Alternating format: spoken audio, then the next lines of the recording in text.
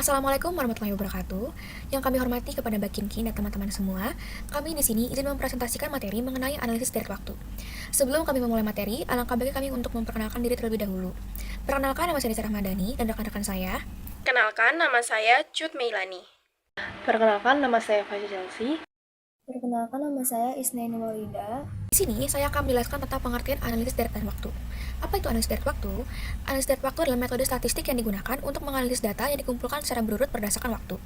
Dalam dunia bisnis, data direct waktu diperlukan sebagai bahan acuan pembuatan keputusan sekarang, proyeksi, dan untuk perencanaan di masa depan.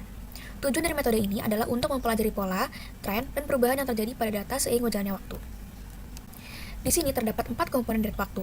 Yang pertama adalah tren sekuler, yaitu banyak digunakan untuk metode rata-rata bergerak dan kuadrat terkecil. Lalu yang kedua, ada pergerakan siklus, yaitu adanya pola data pada direct waktu yang terjadi dan berulang kembali selama beberapa tahun.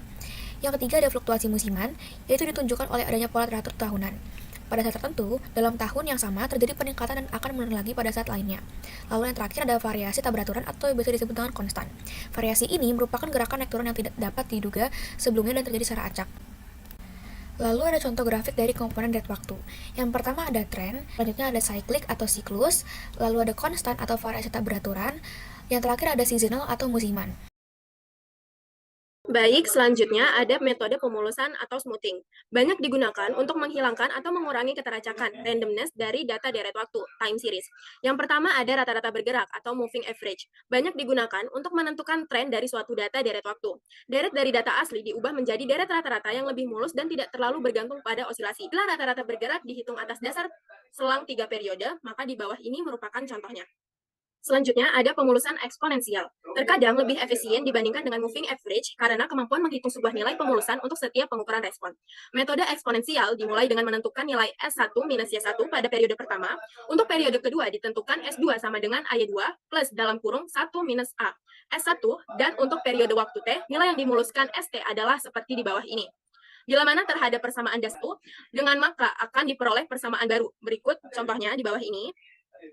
Contoh dan penyelesaiannya seperti yang ada di slide ini. Dengan menggunakan konstata pemulusan A sama dengan 0,1, pertama kali ditentukan S1 sama dengan 71,0, kemudian dihitung S2 sama dengan dalam kurung 0,1, dalam kurung 70, plus dalam kurung 1 minus 0,1, dalam kurung 71,0, sama dengan 70,9. S3 sama dengan 0,1, dalam kurung 69, ditambah dalam kurung 1 dikurang 0,1, dalam kurung 70,9 sama dengan 70,7 dan seterusnya. Yang terakhir, si masa depan. Formula umum dari metode rata-rata bergerak untuk keperluan memproyeksikan suatu nilai pada waktu T adalah seperti berikut. Dengan keterangan YT sama dengan nilai ramalan periode ke minus T. Y, T minus K sama dengan data dari K periode sebelum periode ke minus T. K sama dengan jumlah periode waktu untuk dirata-ratakan. Baik, selanjutnya saya akan menjelaskan mengenai metode tren dan analisis hubungan. Jadi, metode ini digunakan untuk mengidentifikasi pola atau arah perubahan suatu variabel dari waktu ke waktu.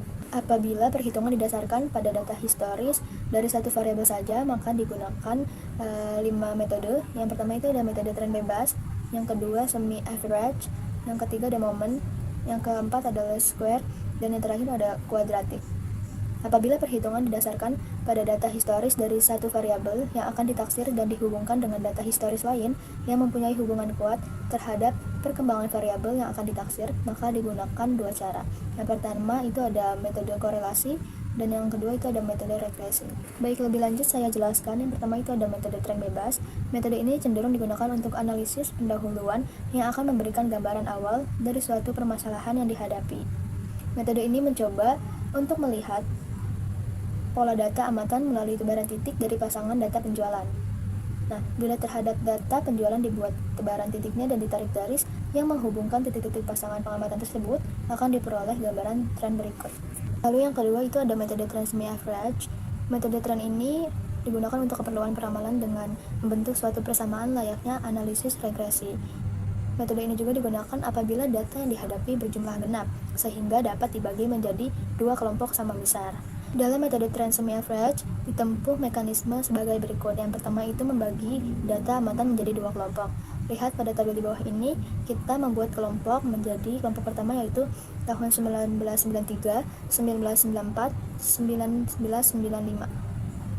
Lalu kelompok yang kedua itu ada di tahun 1996, 1997, dan 1998. Ini menunjukkan hasil kelompok yang pertama nilai rata-ratanya itu 148,33, lalu kelompok yang kedua itu 162. Nah, setelah mencari nilai rata-rata dari dua kelompok itu, selanjutnya kita memberi skor terhadap waktu yang terkait dengan data penjualan. Nah, dalam metode trend semi average ini, acuan diberikan kepada kelompok pertama. Skor 0 diberikan bagi data yang berada di tengah bila datanya itu ganjil. Nah, selanjutnya terhadap data sebelum itu diberi skor -1, -2, -3, dan seterusnya. Dan terhadap data sesudahnya diberi skor 1, 2, 3, dan seterusnya. Tahap yang keempat itu menghitung data kelompok kedua. Nah, setelah menghitung data kelompok kedua, kita lanjut membentuk persamaan. Adapun persamaannya yaitu Y sama dengan A tambah BX, dan melakukan peramalan nilai Y untuk nilai X yang ditentukan, di mana A sama dengan rata-rata kelompok 1 atau X bar kelompok 1, dan B yaitu selisih antara X bar kelompok 2 dengan X bar kelompok 1 dibagi dengan jumlah data yang ada dalam satu kelompok. Didapat hasil yaitu A atau nilai rata-rata kelompok 1 148,33, dan B 162, di mana ini merupakan rata-rata nilai kelompok 2 dikurang 148,33 dibagi 3 dan mendapatkan hasil 4,5567. Metode yang ketiga yaitu metode trend moment. Metode ini digunakan untuk keperluan peramalan dengan membentuk persamaan A tambah B kali X. Nah, letak perbedaan dari trend semi average ini terletak dari skor nilai X-nya, di mana metode trend moment memberikan X dimulai dari 0, 1, 2, dan seterusnya. Bisa dilihat ilustrasi penerapan metodenya pada tabel di bawah ini. Mencari koefisien A dan B digunakan persamaan sigma Y sama dengan N dikali A ditambah B dikali sigma X. Nilai N sendiri yaitu berarti banyaknya pengamatan.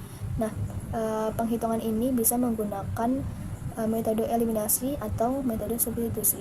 Nah, yang keempat itu ada metode least square. Metode ini paling umum digunakan dalam peramalan data time series. Metode ini ditujukan untuk melihat trennya. Model yang digunakan bisa berbentuk linear atau kurvilinear. Adapun model tren linear dari waktu ditentukan sebagai berikut. Ini bisa menggunakan alternatif lain, yaitu dengan memberikan skor pada nilai T.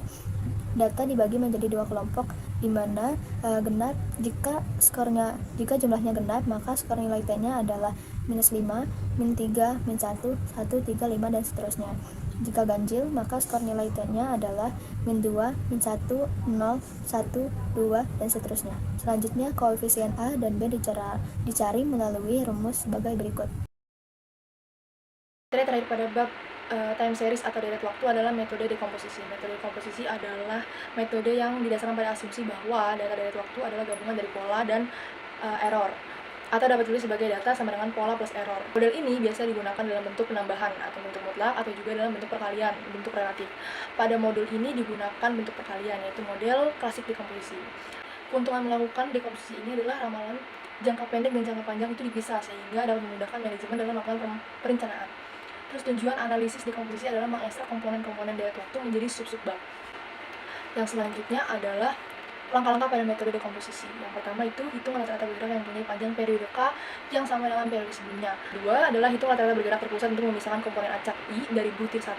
Ketiga adalah bagi data aktual atau Y dengan rata-rata bergerak terpusat dengan kalikan 100 untuk mendapatkan komponen, atau dapat ditulis sebagai S dikali I dalam kurung S dikali I dikali 100. Lalu yang keempat adalah Y dibagi dalam kurung T dikali C sama dengan dalam kurung T dikali C dikali S dikali I dibagi dalam kurung T dikali C lalu dikalikan 100 sama dengan S dikali I lalu dikali 100. Lalu langkah yang kelima adalah hitung rata-rata S dikali I tadi pada masing-masing mesin untuk menghilangkan komponen I. Yang keenam, lakukan faktor koreksi untuk memperoleh indeks musiman absolut bagi data aktual dengan indeks musiman absolut. Lalu yang ketujuh, langkah selanjutnya adalah tentukan tren yang sesuai bagi data, yaitu dengan T dikali C dikali I sama dengan bukan tren aktual. Lalu yang kedelapan adalah tentukan komponen siklus dengan membagi data T dikali C dikali I dengan T, yakni ditulis sebagai T dikali dalam kurung T dikali C dikali I tutup kurung lalu dibagi dengan T itu sendiri lalu menghasilkan C dikali I. Langkah terakhir yaitu tentukan peramalan dengan rumus Y sama dengan T dikali C dikali S dikali I. Terima kasih sudah menonton penjelasan bab materi data deret waktu dari kelompok kami. Jika ada penjelasan yang kurang jelas, boleh ditanyakan di kolom komentar. Wassalamualaikum warahmatullahi wabarakatuh.